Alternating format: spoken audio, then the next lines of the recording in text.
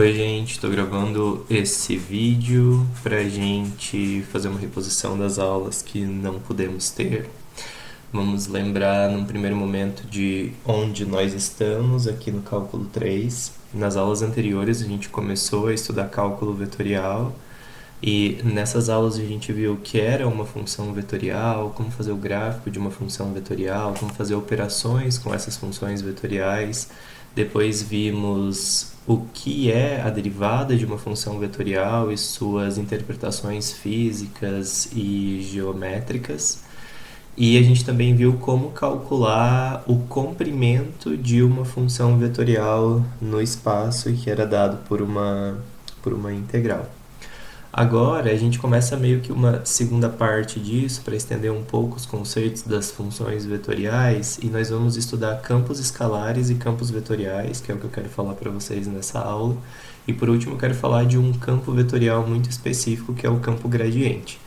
Esses conteúdos vocês encontram lá no capítulo 6 do Cálculo B, que é o livro que a gente está utilizando.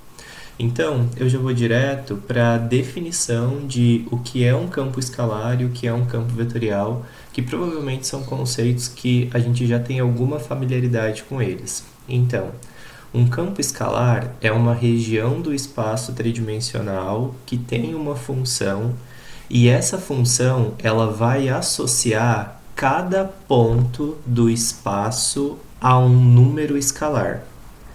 E de uma forma muito similar, um campo vetorial também é uma função, só que essa função ela vai associar cada ponto do espaço a um vetor. Então, esse conceito de campo escalar é um conceito que é muito parecido com o conceito de uma função escalar.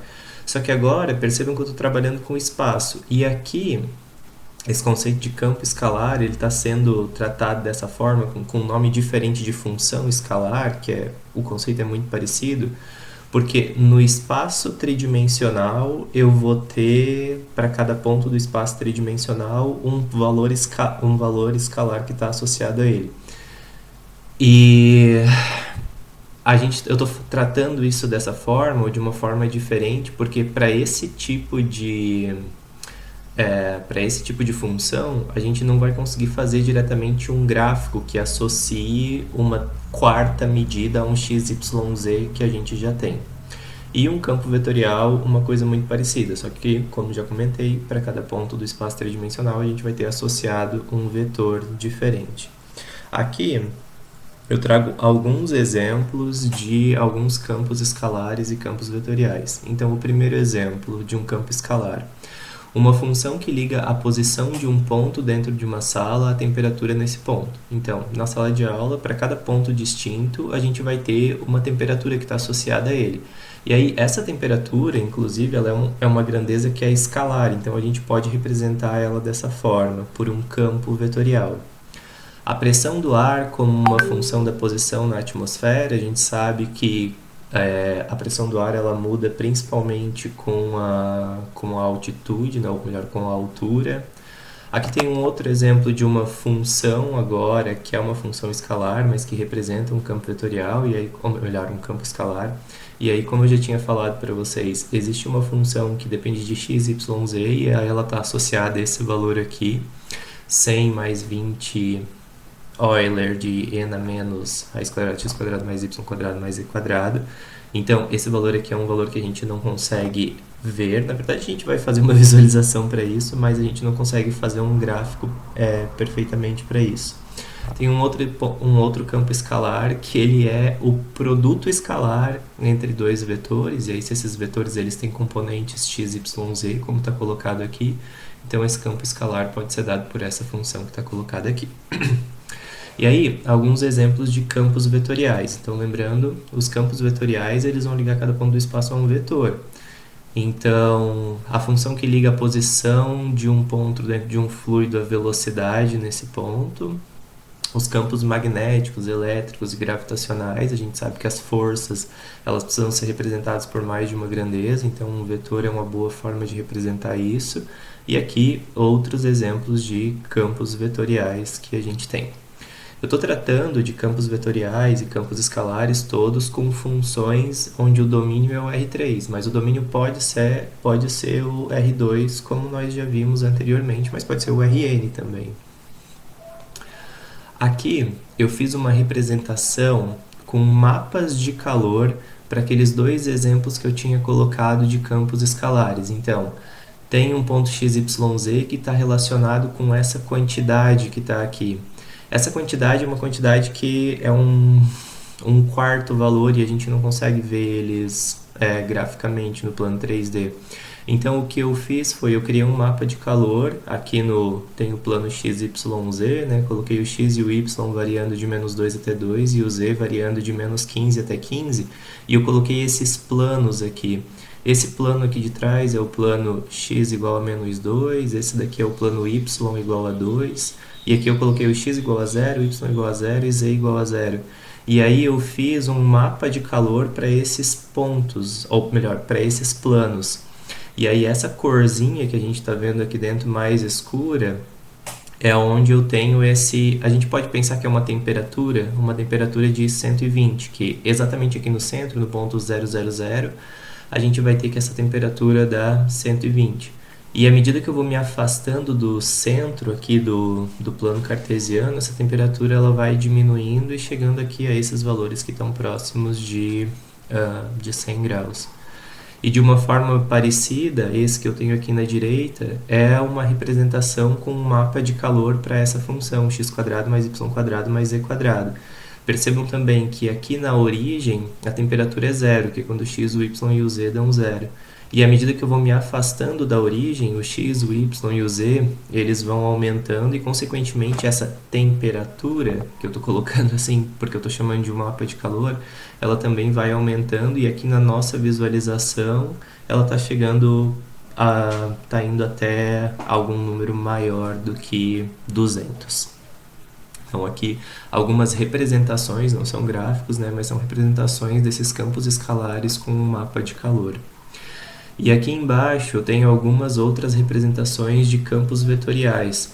Os campos vetoriais eles podem ser usados, como nesse caso aqui, para mostrar a velocidade do vento numa baía. E aí isso daqui são em dois horários diferentes, e a gente consegue perceber que essas flechinhas elas estão dando para a gente qual que é a direção, o sentido e a intensidade do vento. Então, onde as flechinhas elas estão mais gordinhas ou com um tamanho maior, significa que o vento está soprando mais forte. E é claro que a direção que elas estão e o sentido que elas dão nos deixam ver como que esse vento está se movimentando. Aqui tem um outro exemplo agora muito parecido à esquerda, só que não para a intensidade do vento, para as correntes oceânicas. Então a gente consegue ver onde as correntes oceânicas estão, para que direção elas estão indo e qual que é a intensidade, pela forma como os vetores estão colocados. E aqui um outro campo vetorial, que é um campo vetorial que representa vento ao redor de um aerofólio de um avião. Pensa que isso aqui é uma seção transversal, essa coisa que a gente está vendo aqui no meio da asa de um avião, e essas flechinhas que estão aqui, elas estão representando o vento ao redor desse aerofólio, que é importante aí para quem estuda esse tipo de situação. Mas enfim, alguns exemplos de campos vetoriais. Então, só lembrando, cada ponto do espaço vai estar associado a um vetor, e é claro que aqui a gente não está vendo todos os vetores, a gente está vendo vetores em alguns pontos específicos. E aí, a gente pode fazer representações desses campos vetoriais. E eu vou fazer apenas representações de campos vetoriais que estão no R2. Aquelas que estão no R3 eu vou usar algum software ou vou mostrar para vocês como que elas foram feitas. Então, aqui eu tenho um campo vetorial, e esse campo vetorial ele vai associar cada ponto xy a esse vetor aqui, que é o vetor -y e x. Para a gente fazer uma representação desse campo vetorial, a gente pode escolher alguns pontos do plano cartesiano e ver qual que é o vetor que está associado a eles. Então, por exemplo, eu vou colocar aqui os pontos e aqui o vetor que vai estar associado. Se eu tiver o ponto 1 e 1, O vetor que vai estar associado a ele é o menos o y, que é menos 1, e o x, que é 1. Se eu tiver, por exemplo, o vetor 2 e 1, o ponto 2 e 1, o vetor que vai estar associado a ele é o menos 1 e 2. Vou pegar um outro vetor aqui que esteja no segundo quadrante. Vamos pensar que seja o vetor, sei lá, menos 2 para x e 2 para y. O vetor que vai estar associado a ele é o menos 2 e menos 2. Se eu pegar um vetor que está em cima de um dos eixos, como por exemplo o ponto menos 1 e 0, o vetor que vai estar associado a ele é o 0 e menos 1. E aí, para cada um desses pontos, como falei para vocês, vai estar associado um vetor. Então, começando com o primeiro ponto, que é o ponto 1, 1, a ele está associado o vetor menos 1 e 1. Então, vai ser um vetor que vai ir uma unidade para a esquerda, uma unidade para cima. Então, se eu vier uma unidade para a esquerda e uma unidade para cima, eu vou ter que nesse ponto vai estar associado esse vetor aqui. Depois, eu tenho o ponto 2 e 1. O ponto 2 e 1 é esse ponto aqui, e associado a ele está o vetor menos 1 e 2. Menos 1 e 2 é um vetor que vai uma unidade para a esquerda e duas unidades para cima a partir desse ponto. Então, nós vamos ter associado a ele este vetor aqui. Depois eu coloquei ali o ponto menos 2 e 2. O ponto menos 2 e 2 é esse ponto aqui, e associado a ele está o vetor menos 2, ou seja, um vetor que vai duas unidades para a esquerda e duas para baixo. Então, a gente vai ter este vetor aqui que está associado. Depois nós temos o ponto menos 1 e 0, que é esse ponto que está aqui, e associado a ele está o vetor 0, menos 1. 0, menos 1 vai uma unidade para baixo. Se eu pegasse um outro ponto aqui do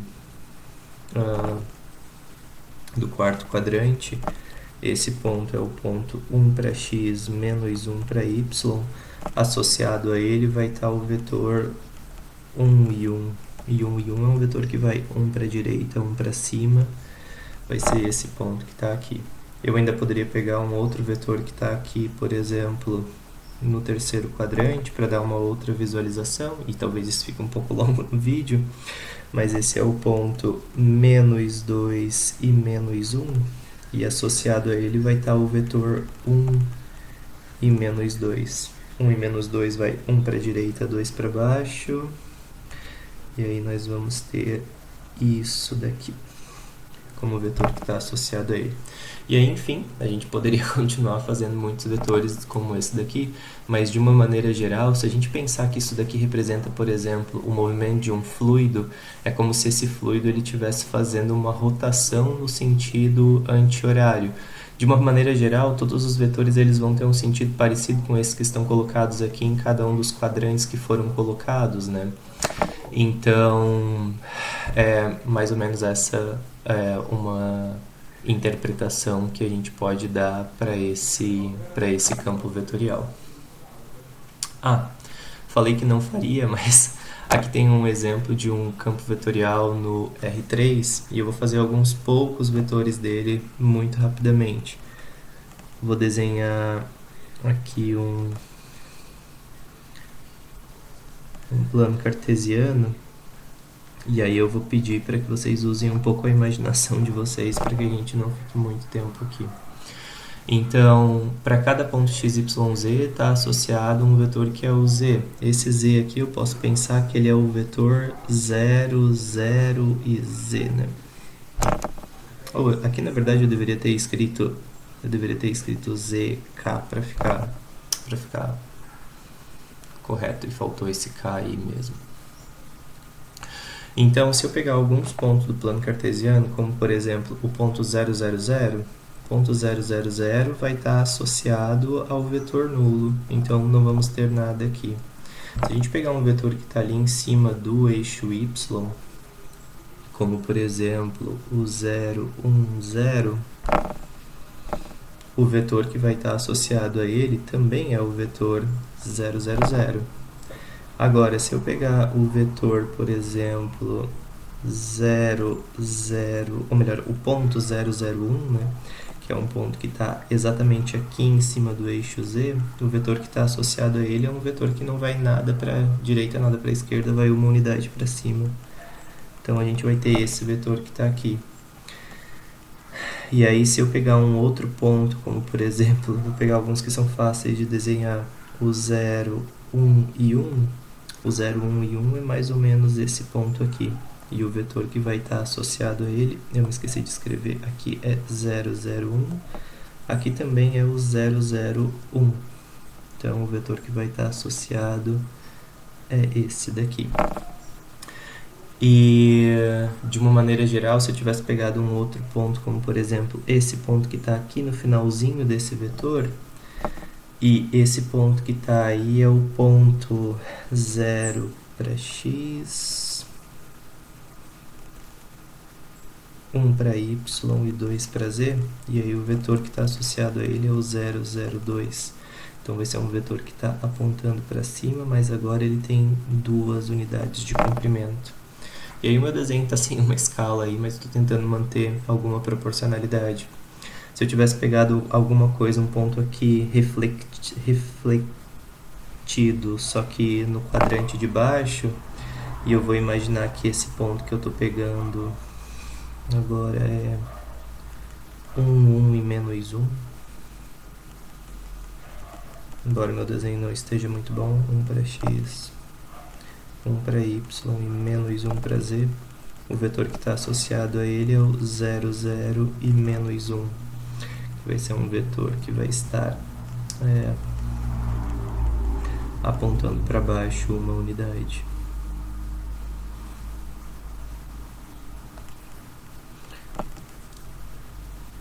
E de uma maneira geral, se a gente continuar fazendo isso daqui, o que a gente vai perceber? Que os vetores que estão acima do plano XY, eles vão todos apontar para cima. E quanto mais alto for o ponto que eu tiver, maior vai ser esse apontamento. E os vetores que estão abaixo do plano XY, eles vão todos apontar para baixo. E quanto mais para baixo eu tiver, maior vão ser o tamanho desses vetores. E aí, se a gente pensar sobre isso daqui como um movimento de um fluido, que é como a gente vai tratar a maior parte dos campos vetoriais, a gente poderia interpretar o plano XZ, ou melhor, o plano XY, perdão, como se ele fosse uma fonte. E nessa fonte está saindo fluido tanto para cima quanto para baixo. E a velocidade desse fluido ela está aumentando à medida que eu vou me afastando do plano XY. Então, essas são formas de a gente representar geometricamente os campos vetoriais no R2 e no R3. É claro que essas representações elas podem ser feitas com alguma ferramenta gráfica, e nas aulas, se vocês quiserem, eu posso mostrar como a gente pode fazer isso usando o Octave, que a gente já usou em outras aulas. E aqui eu tenho algumas representações de alguns campos vetoriais, tanto no R2 quanto no R3. Esse campo vetorial que está aqui é exatamente aquele que a gente desenhou, só que os vetores que estão colocados aqui, eles são vetores que estão colocados em uma escala, eles foram reduzidos para que os vetores eles não sejam muito grandes, porque, por exemplo, aqui no ponto 5, 5, o vetor que está associado é o menos 5 e 5. Então, ele seria um vetor que está muito grande, então esses vetores, geralmente, nas representações com software, eles vêm reduzidos em alguma escala.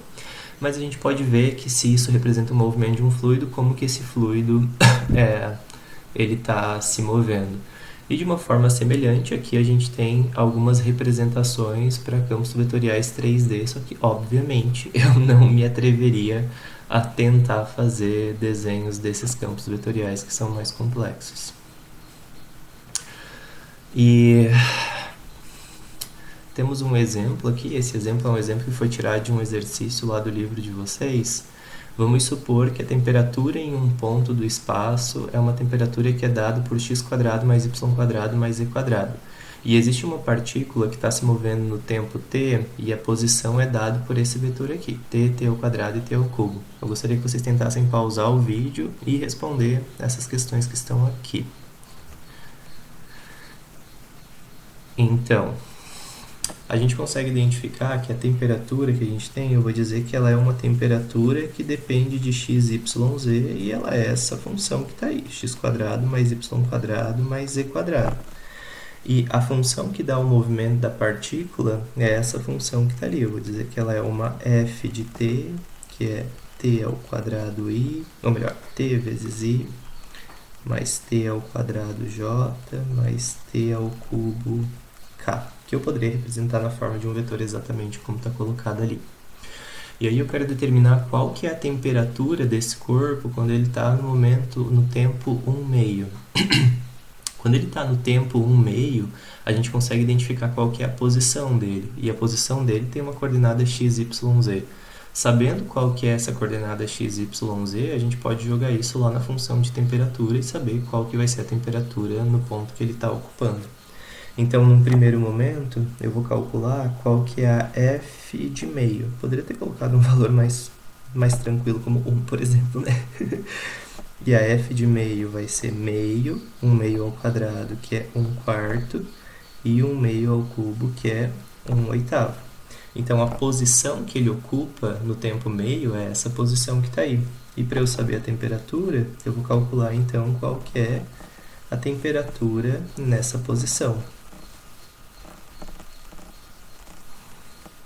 E essa temperatura vai ser, portanto, meio ao quadrado, mais 1/4 ao quadrado, mais 1/8 ao quadrado. E aí vocês podem calcular isso com uma calculadora, ou podem fazer um mínimo múltiplo comum aí. Vou fazer isso na calculadora rapidamente. Nós vamos ter 1/4, mais 1/16, mais 1/64. E se eu colocar isso na forma de fração, eu vou ter 21/64. Então, tá aí um exemplo de um problema que envolve um campo escalar. E eu fiz aqui uma representação desse campo escalar e do movimento dessa partícula. Como anteriormente, eu coloquei alguns planos para eu visualizar quais que são a temperatura nesses planos e coloquei acima do plano xy, coloquei aqui o plano x igual a 0, y igual a 0, aqui o y igual a 2, aqui o x igual a -2 para visualizar essa temperatura, e isso que está aqui em azulzinho é como a partícula está se movendo. Ela sai lá do ponto 0, 0, 0 e segue essa curvinha até ela chegar nesse ponto aqui. E nesse ponto aqui, a temperatura dela vai ser o 21/64, que foi o que a gente calculou, dá 0,32 unidades de temperatura. De uma maneira muito parecida, eu estou deixando aqui um outro exemplo que vai estar nos slides para vocês e que eu quero comentar com vocês na sala. Então, eu gostaria que vocês fizessem isso daqui para quando a gente tiver aula. Esse exemplo e a continuação dele é isso que está aqui, muito parecido com o que eu tinha anteriormente.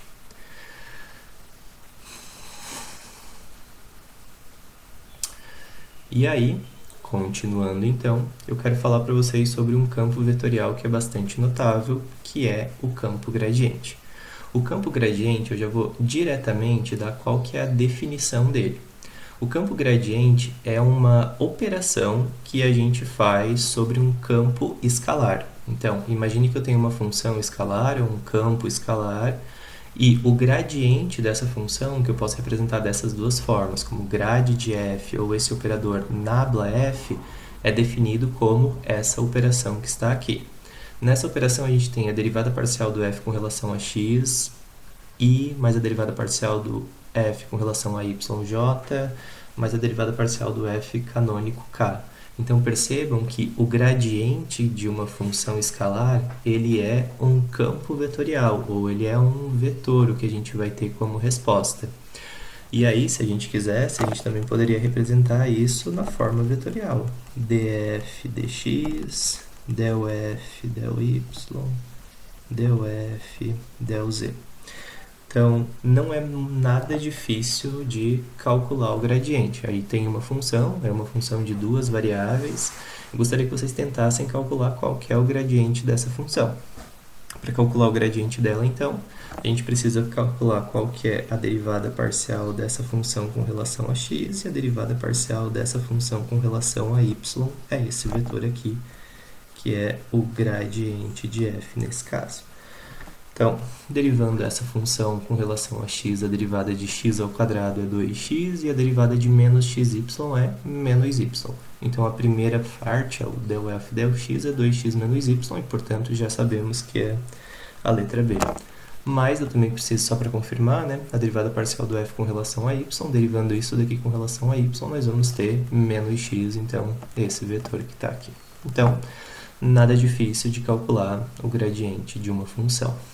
Aqui eu tenho uma outra função, que é a função x² mais y². Se eu calcular o gradiente dessa função, vou calcular num primeiro momento a derivada parcial do f com relação a x, isso é 2x, e a derivada parcial dessa função com relação a y, que é 2y. Então, o gradiente dessa função é esse campo vetorial, que é o 2x e 2y. E aqui eu coloquei uma representação dessa função. A gente sabe que essa função ela é um paraboloide voltado para cima, que é essa superfície que a gente está observando.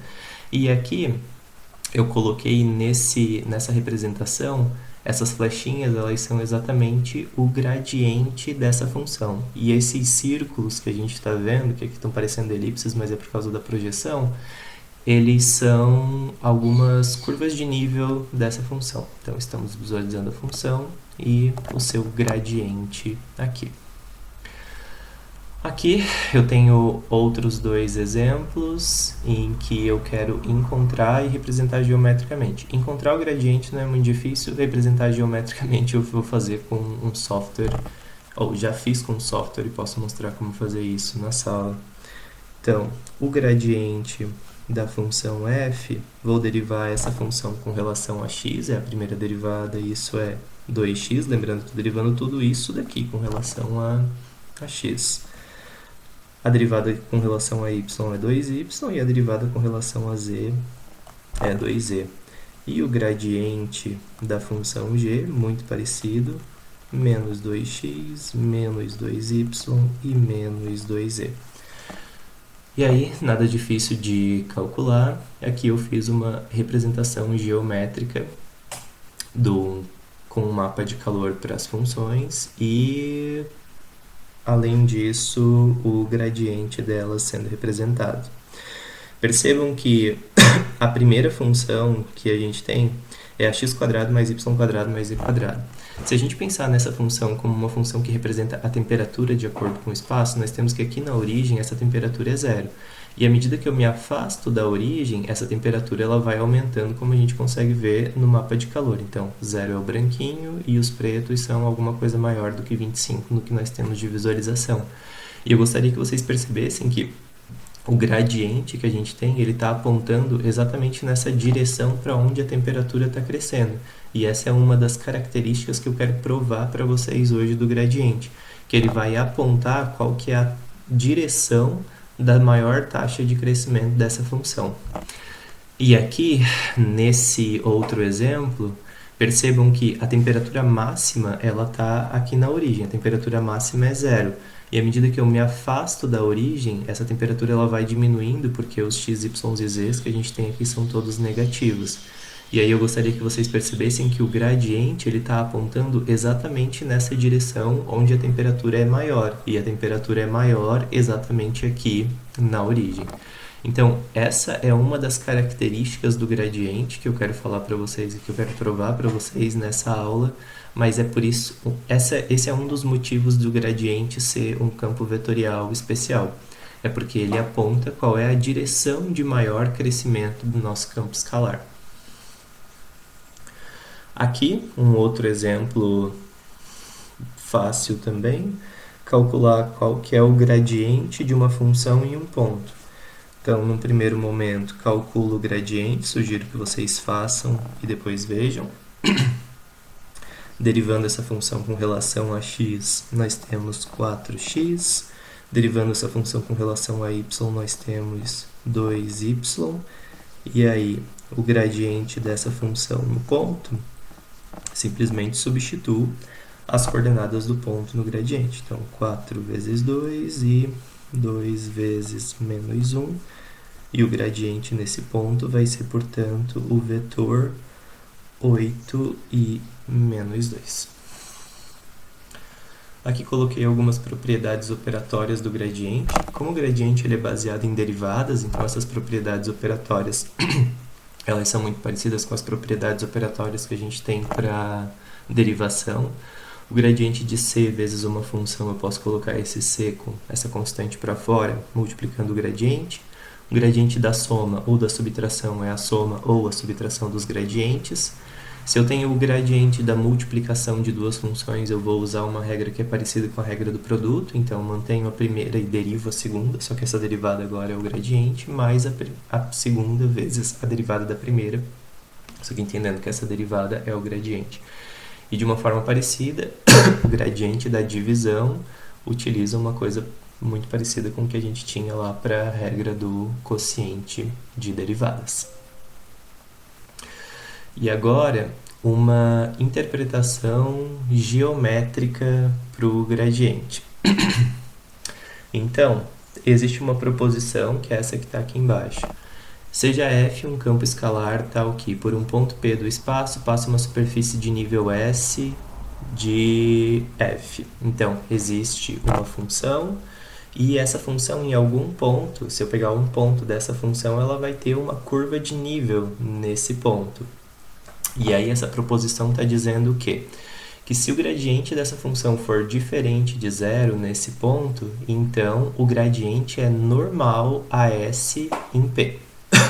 Então, essa proposição está me dizendo que quando eu calculo o gradiente de f, o gradiente de uma função em um ponto qualquer, o vetor que eu encontro naquele ponto é um vetor que é normal à superfície. E aí é isso que eu quero provar para vocês. Então, aqui eu fiz um desenho para mostrar mais ou menos o que é que eu tenho. Ou coloquei um desenho, né? Eu tenho um ponto aqui, que é esse ponto que está colocado aqui.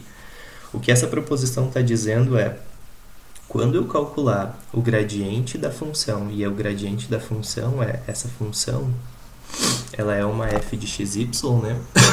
Quando eu calcular o gradiente nesse ponto aqui, e esse ponto aqui é o 101, por exemplo, esse vetor que eu estou encontrando aqui, ele é um vetor que vai ser normal à superfície. E um vetor normal à superfície é um vetor que forma um ângulo de 90 graus com a superfície. Só que aí, para mostrar que esse vetor é normal à superfície, a gente vai usar um artifício que é, eu posso considerar que nesse ponto que eu tenho aqui, ou por esse ponto que eu tenho, passa uma curva de nível.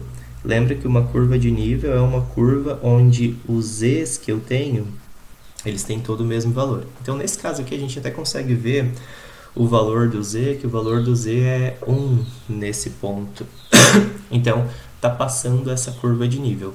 Para provar que esse vetor é normal a essa superfície, eu vou provar que, na verdade, esse vetor ele forma um ângulo de 90 graus com essa curva de nível.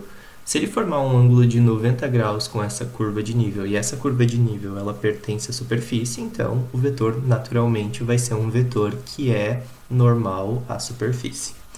E aí, como que eu vou fazer, como que foi feita essa prova? Essa superfície, ou melhor, essa curva de nível que está colocada aí, ela é uma curva que tem uma equação. E essa equação, ela pode ser representada na forma paramétrica. Nós já vimos isso nas aulas anteriores. Eu estou dizendo, então, que essa curva que está aqui é a minha curva R de t. E essa curva ela tem um x, um y e um z, e todos eles dependem de t. Já que ela é uma curva de nível, então a altura dessa função ela vai ser constante para todos os pontos dessa curva. Então é isso que eu coloquei aqui.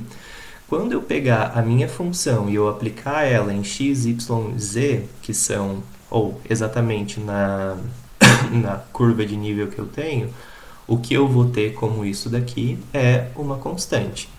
E aí o que eu vou fazer agora é pegar essa equação que tem aqui e eu vou derivar ela dos dois lados com relação a t. Só que o que eu tenho aqui do lado esquerdo é uma função composta. É uma f de x, y, z, só que o x, y, z eles dependem de t. E aí eu preciso relembrar das regras de derivação de uma função composta que a gente viu lá no cálculo 2, ou da regra da cadeia que nós tínhamos para as funções compostas. Então lembra que para calcular a derivada dessa função com relação a t, o que a gente pode fazer é derivar o f com relação a x e multiplicar isso pelo dx dt. Derivar o f, somar isso com a derivada do f com relação a y e multiplicar isso por dy dt, e a mesma coisa para o z.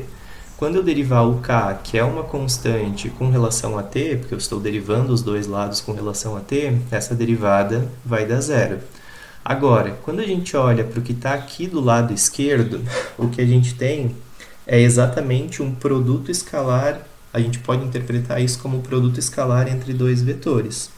Um é o del(f), del(x), del(f), del(y), del(f), del(z), produto escalar com esse vetor que eu escrevi em vermelho, que é o dx dt, dy dt e dz dt. Se a gente perceber esse vetor dx, dy, dz, todos dt, ele é exatamente a derivada do caminho r de t, ou dessa curva de nível que a gente tem. E nós já sabemos que, geometricamente, essa derivada pode significar para a gente um vetor que é tangente à curva. Então, desenhei esse vetor que é tangente à curva nesse ponto. E aí, o que essa relação está me dizendo é que, portanto, o vetor que é o vetor gradiente, que é esse que está em preto, ele é um vetor que forma um ângulo de 90 graus com o vetor vermelho, e forma um ângulo de 90 graus porque o produto escalar entre esses dois vetores é igual a zero.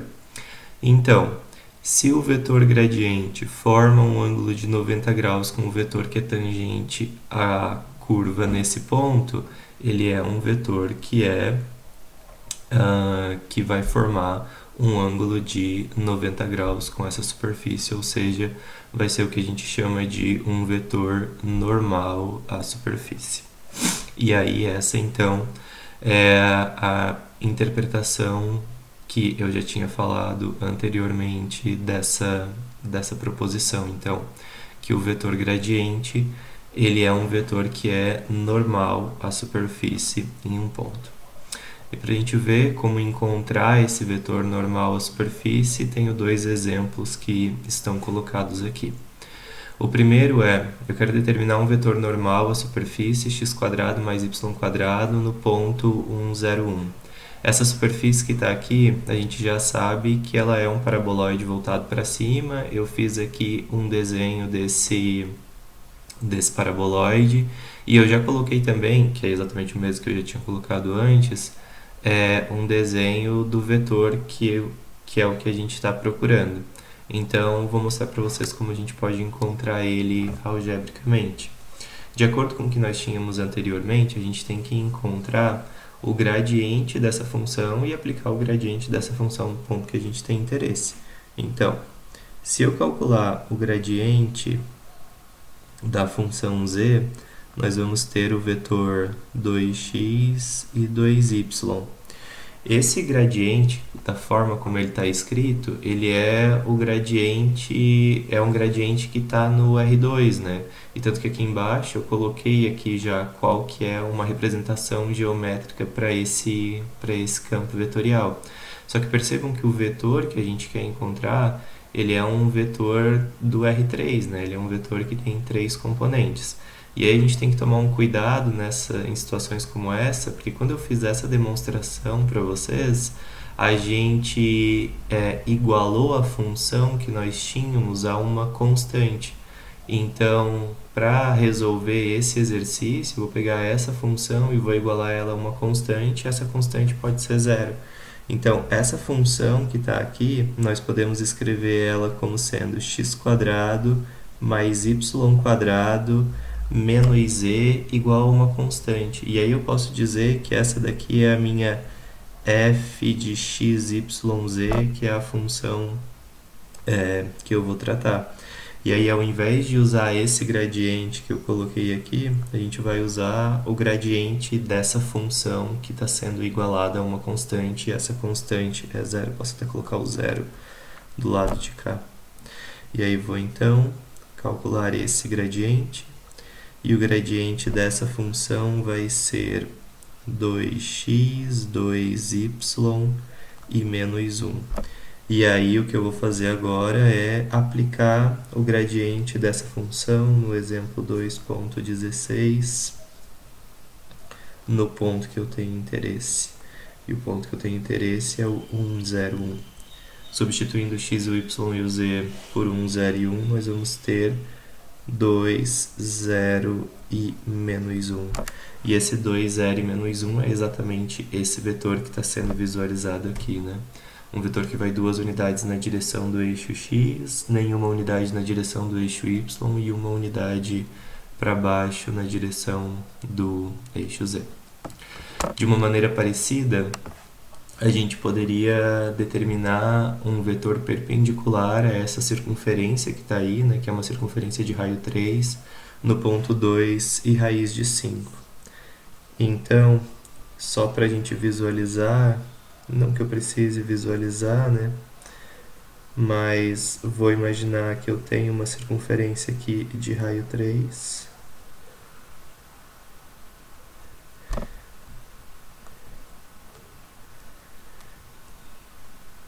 E o ponto 2, raiz de 5, ele vai estar mais ou menos aqui.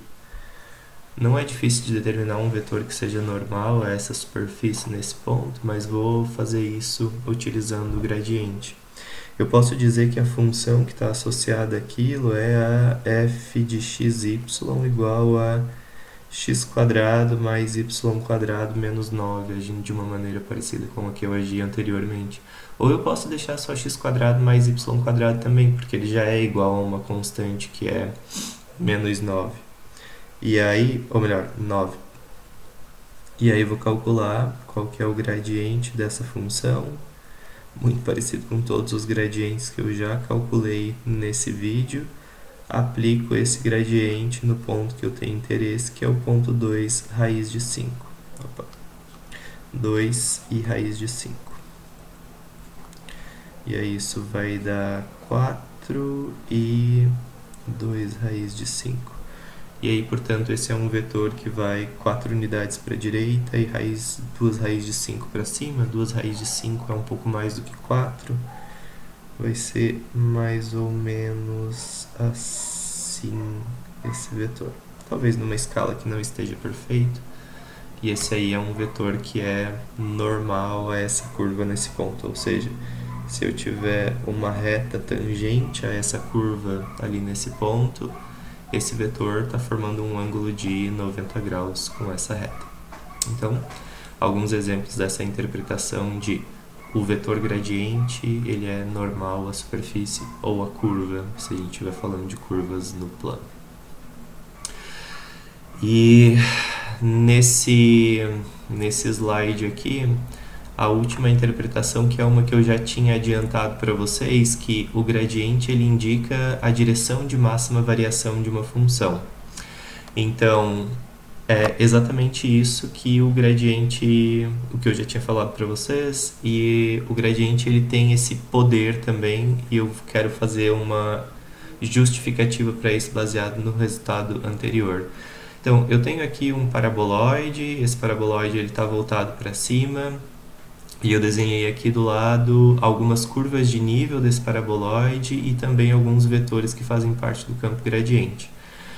E aí, essa proposição está me dizendo que o gradiente ele aponta qual que é a direção de maior crescimento de uma função. Vamos pensar como que a gente faz para verificar qual que é essa direção na prática antes de pensar sobre o gradiente. Então, imagine que eu tenho essa superfície e essa superfície ela tem várias curvas de nível. Para essa superfície, as curvas de nível elas são todas circunferências. Então, percebam que lá no mínimo a curva de nível é um ponto e depois ela passa a ser circunferências que vão ficando cada vez maiores. Imagine que eu estou andando sobre essa superfície e eu quero encontrar qual que é a direção de maior crescimento, ou eu quero ir para onde essa função está crescendo de maneira mais rápida. Então, eu marquei 2 pontos aqui já. Imagine que eu estou no ponto de baixo, que é esse ponto que está aqui, e eu quero ir para esse ponto que está aqui em cima, sobre a superfície. E a maneira de eu fazer isso de forma mais rápida possível é andando em linha reta de um ponto até o outro. E a maneira de eu andar em linha reta de um ponto até o outro é sair de uma curva de nível, ou seja, da curva de nível que está passando por aqui e ir para a curva de nível que está passando por aqui de uma maneira reta. E ir de maneira reta é exatamente formar um ângulo reto, ou seja, formar um ângulo de 90 graus. Se a gente observar essas curvas de nível aqui no plano, e vamos imaginar que eu estou, por exemplo, nesse ponto aqui, que tem um vetor que está muito adequado para a gente visualizar, e se eu quero subir nessa, eu quero uma direção para subir nessa função, nesse morro ou nessa superfície de maneira mais rápida, eu tenho que sair dessa curva de nível e ir para essa curva de nível formando um ângulo de 90 graus. E para isso eu posso pegar esse vetor que está aqui em cima, que ele já está formando um ângulo de 90 graus com essa curva de nível. Mas a gente sabe que os vetores que formam um ângulo de 90 graus com a curva de nível são exatamente os vetores gradientes. Então, essa é uma justificativa de por que o gradiente me dá qual que é a taxa de maior variação, ou a direção de maior variação e não a taxa, de uma função. Porque nós já vimos que o vetor gradiente ele é um vetor que é normal à superfície e que é perpendicular às curvas de nível. Então, se ele é perpendicular às curvas de nível, ele vai me indicar a direção para a próxima curva de nível da maneira mais rápida possível. E aí essa é a justificativa, então, baseada no resultado anterior. E não é muito difícil de a gente aplicar isso. Para isso eu trouxe esse exemplo que está aqui. Imagine que eu esteja numa determinada região do globo terrestre e que a temperatura do oceano seja dada por essa função que está aí. E eu estou considerando aqui uma temperatura que só varia na direção do x e do y, ou seja, ela não está variando com a profundidade do oceano. Eu posso representar isso na forma... Isso é um campo escalar, né? Mas como é uma função de duas variáveis, eu poderia representar numa superfície, como eu fiz aqui embaixo. Mas é mais interessante a gente olhar isso como um mapa de calor. E aí, olhando para esse mapa de calor, onde as cores estão mais fortes ou mais próximas do preto, as temperaturas são mais altas, como a gente observa na barra de cores, e onde elas estão mais próximas do amarelo, as temperaturas são mais baixas. E aqui embaixo, no lado direito, eu também coloquei as curvas de nível e alguns vetores representantes do campo gradiente. Na letra A, eu quero encontrar qual é o vetor que indica a direção de maior crescimento dessa função quando eu estou no ponto 2 e 4. O ponto 2 e 4, eu vou marcar ele, é esse ponto que está aqui, mais ou menos. E aqui no meu mapinha das curvas de nível, o ponto 2 e 4 está mais ou menos aqui. E aí a gente já espera, olhando para esse ponto que está aqui, que a direção de maior crescimento seja essa direção que está vindo aqui para baixo. E aí, só para mostrar que o vetor gradiente realmente dá isso, eu vou calcular o vetor gradiente nesse ponto, que é o ponto 2 e 4. Então, num primeiro momento, vou calcular qual que é o gradiente dessa função. E o gradiente dessa função eu preciso derivar ela num primeiro momento com relação a x. A derivada de x com relação a x é 1. A derivada de menos 1 dozeavos x ao cubo, o 3 vem para frente, né? Então eu vou ficar com 3 sobre 12 x ao quadrado. E isso, se eu simplificar, vai ficar 1 quarto de x ao quadrado. E aí agora, as outras partes não tem x, então a derivada disso daqui com relação a y é menos 1 quarto de y ao quadrado. Que se eu derivar vai dar menos 2 quartos de y, ou ainda menos metade de y. E aí, se eu aplicar o gradiente dessa função no ponto 2 e 4, que é o que eu tenho interesse, vou substituir o x e o y por esses valores, e aí nós vamos ficar com 1 menos 1 quarto vezes 2 ao quadrado, e menos metade de 4. E aí, se nós fizermos as contas, a gente vai encontrar 0 para a primeira componente e menos 2 para a segunda componente. E aí, se eu for desenhar isso, ou esses vetores, né, esse vetor aqui nos planos que eu coloquei, o vetor 0, menos 2 é um vetor que está apontando 2 unidades para baixo. Então, esse é o vetor que me dá a direção de maior crescimento. E se eu olhar aqui no mapa de calor, ele é exatamente este vetor aqui. Então, percebam que esse vetor está apontando nessa direção onde a temperatura está aumentando de maneira mais rápida, pelo menos aqui nessa região.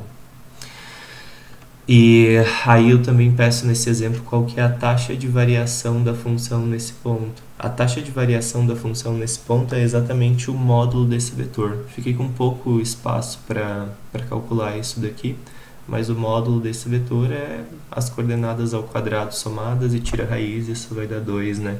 Isso significa que a taxa de variação é uma taxa de 2 unidades de temperatura por unidade de espaço, unidade de comprimento, nesse caso. E de uma maneira semelhante, vou olhar para a letra B, eu quero saber qual é o vetor que indica a maior taxa de decrescimento dessa função quando eu estou no ponto menos 2 e 1, e qual que é essa taxa. E aí a gente também pode usar o vetor gradiente para responder a essa questão. Se o vetor gradiente ele indica qual que é a taxa de maior crescimento, então o oposto desse vetor, ou seja, o negativo desse vetor, vai me indicar exatamente qual que é a maior taxa de decrescimento dessa função. Então, para isso, na letra B, eu vou calcular menos o gradiente da função t no ponto menos 2 e 1. E aí isso vai ser menos o vetor, que eu vou substituir lá no gradiente o menos 2 e 1. 1 menos 1 quarto de menos 2 ao quadrado e menos metade de 4.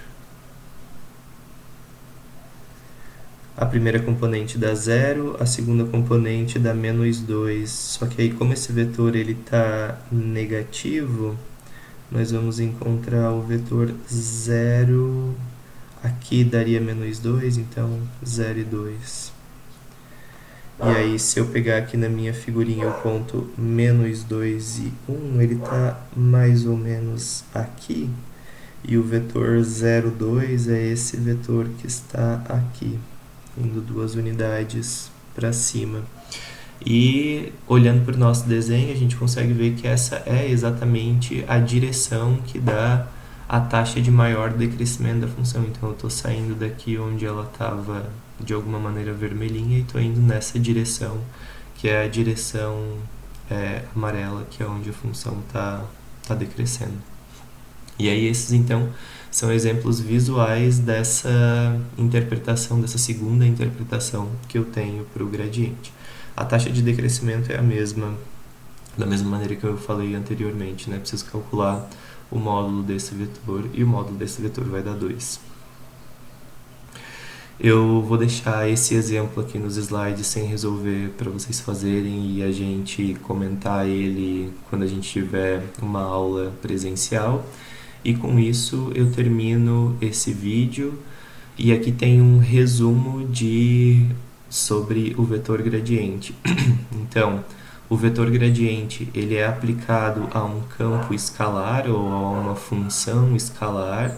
Ele pode ter ele vai ter, na verdade, quantas componentes tiverem de variáveis independentes na nossa função. Ele é um vetor então que contém as derivadas parciais de cada uma das variáveis.